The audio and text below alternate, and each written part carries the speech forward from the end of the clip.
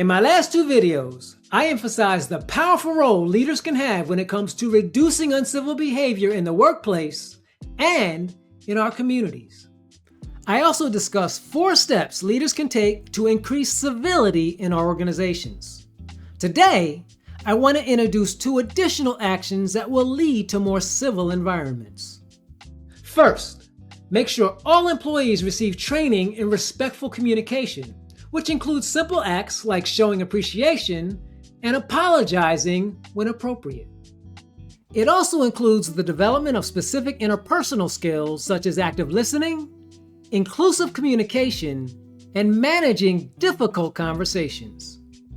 Other helpful skills include the ability to resolve conflict, giving and receiving feedback, and bystander intervention, which teaches people how to effectively intervene during an uncivil act.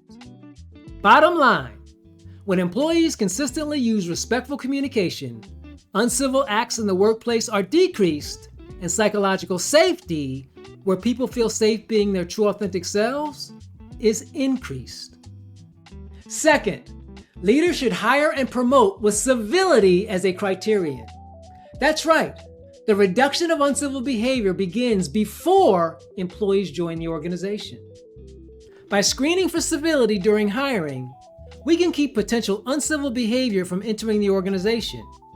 The most effective way to do this is with a behavioral interview.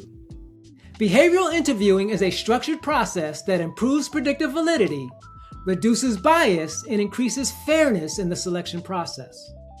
It also offers improved differentiation amongst candidates for a particular position and provides a more objective and defensible evaluation process. Behavioral interviewing uses past performance to predict future success by focusing on specific examples of how the interviewee handled various work situations. By asking structured questions focused on interpersonal behavior, teamwork, conflict management, and respect, you can get a much better idea of how the candidate will respond in potentially stressful situations. That's it! Leaders, you can create more civil environments by helping employees engage in respectful communication and by screening for civility during the hiring process.